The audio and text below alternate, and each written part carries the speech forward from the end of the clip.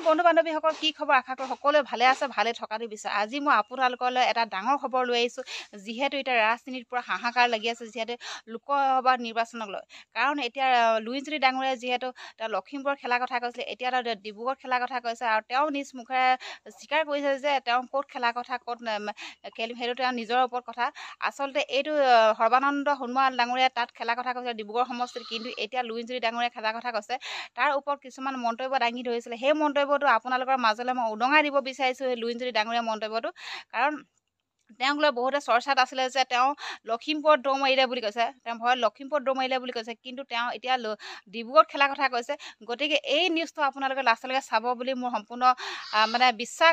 লুৰিণজ্যোতি গগৈয়ে ডিব্ৰুগড়ৰ প্ৰাৰ্থী হ'ব আৰু সৰ্বানন্দ সোণোৱালৰ বিৰুদ্ধে নিৰ্বাচনত প্ৰতিদ্বন্দ্বিতা কৰিব। উল্লেখ যে ডিব্ৰুগড় লোকসভা সমষ্টিত সৰ্বানন্দ সোণোৱালে বিজেপিৰ পৰা টিকট লাভ কৰাৰ পিছত চৰ্চা হৈছিল লুৰিণজ্যোতি গগৈয়ে ডিব্ৰুগড়ৰ পৰিৱৰ্তে লখিমপুৰলৈ আহিব বিচাৰিছে। আন এক অংশই মন্তব্য কৰিছিল যোৰহাটত নিৰ্বাচন খেলিব নেকি লুৰিণজ্যোতি গগৈয়ে। গতিকে লুৰিণজ্যোতি গগৈয়ে সকলো সিদ্ধান্ত শেষ কৰি লুৰিণজ্যোতি গগৈয়ে ডিব্ৰুগড়তে নিৰ্বাচন খেলিব, এনেদৰে চৰ্চা হৈছে এতিয়া। আৰু লুৰিণজ্যোতি গগৈয়ে ডিব্ৰুগড়ত নিৰ্বাচন খেলি ডিব্ৰুগড়ত লুৰিণজ্যোতি গগৈৰ শক্তি আৰু লুৰিণজ্যোতি গগৈৰ যি জনপ্ৰিয়তা সেয়া দেখুৱাবলৈ সংকল্পবদ্ধ হৈছে। উল্লেখ যে লুৰিণজ্যোতি গগৈৰ শুভাকাংক্ষীয়ে লুৰিণজ্যোতি গগৈক ডিব্ৰুগড়তে নিৰ্বাচন খেলাৰ আহ্বান জনাইছে। গতিকে নিৰ্বাচন ক'ত খেলিব লুৰিণজ্যোতি গগৈয়ে? ডিব্ৰুগড়ত খেলিব, যোৰহাটত খেলিব নে লখিমপুৰত খেলিব? এই বিষয়বোৰক লৈ যিটো সময়ত চৰ্চা হৈছিল, সেই সকলো চৰ্চাৰ ওৰ পেলাই ডিব্ৰুগড়তে নিৰ্বাচন যে লুৰিণজ্যোতি গগৈয়ে খেলিব সেয়া স্পষ্ট। উল্লেখ হৈছে তিনি গগৈক লৈ, লুৰিণজ্যোতি গগৈ, গৌৰৱ গগৈ আৰু অখিল গগৈক লৈ যিটো সময়ত ৰাজ্যৰ ৰাজনীতিত বিশেষভাৱে চৰ্চা হৈ থাকে, সেই সময়ত লুৰিণজ্যোতি গগৈক লৈ এই বিষয়টো আকৌ এবাৰ চৰ্চালৈ আহিছে। আৰু সৰ্বানন্দ সোণোৱালৰ বিৰুদ্ধে ডিব্ৰুগড়তে নিৰ্বাচন খেলিব লুৰিণজ্যোতি গগৈয়ে। লুৰিণজ্যোতি গগৈয়ে ডিব্ৰুগড়তে নিৰ্বাচন খেলাটো স্পষ্ট হৈ পৰিছে। গতিকে ডিব্ৰুগড়ৰ এই আসনখনত লুৰিণজ্যোতি গগৈ আৰু সৰ্বানন্দ সোণোৱালৰ যুঁজ হ'ব। গতিকে অসমৰ ভিতৰত আটাইতকৈ শক্তিশালী যুঁজ হয়তো ডিব্ৰুগড়তে দেখিবলৈ পাব অসমৰ জনতাই।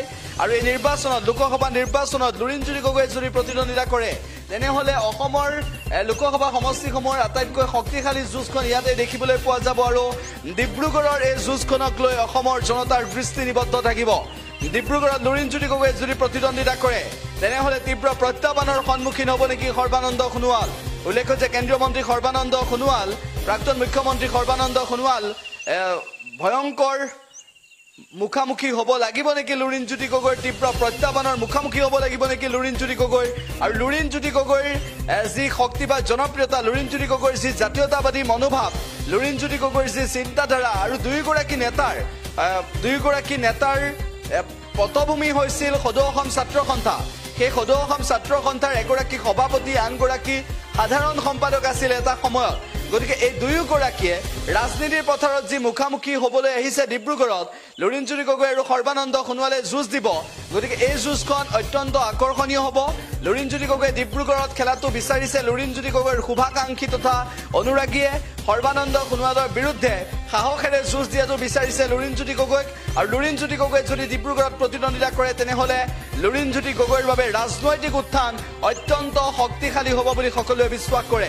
একেটা সময়তে গৌৰৱ গগৈক লৈ বিশ্বাস কৰে যে গৌৰৱ গগৈয়ে নগাঁৱৰ পৰিৱৰ্তে যোৰহাটত নিৰ্বাচন খেলক আৰু গৌৰৱ গগৈয়ে নিজৰ ৰাজনৈতিক ভৱিষ্যত আৰু ৰাজনৈতিক পৰিপক্কতা বুজাই দিবলৈ চেষ্টা কৰক, এনেদৰে গৌৰৱ গগৈকো আহ্বান জনাইছে। আৰু একেদৰে লুৰিণজ্যোতি গগৈকো আহ্বান জনাইছে যে সৰ্বানন্দ সোণোৱালৰ বিৰুদ্ধে সাহসেৰে ডিব্ৰুগড়ত প্ৰতিদ্বন্দ্বিতা কৰক আৰু বুজাই দিয়ক যে লুৰিণজ্যোতি গগৈয়ে নিৰ্বাচন খেলিলে কেনেদৰে প্ৰত্যাহ্বানৰ সন্মুখীন হ'বলগীয়া হয় হাই প্ৰফাইল নেতা।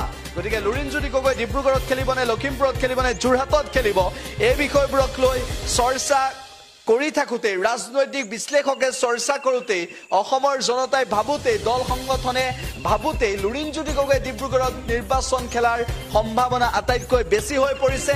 আৰু সৰ্বানন্দ সোণোৱালৰ বিৰুদ্ধে এগৰাকী শক্তিশালী প্ৰতিদ্বন্দ্বী হিচাপে থিয় দিব লুৰিণজ্যোতি গগৈ।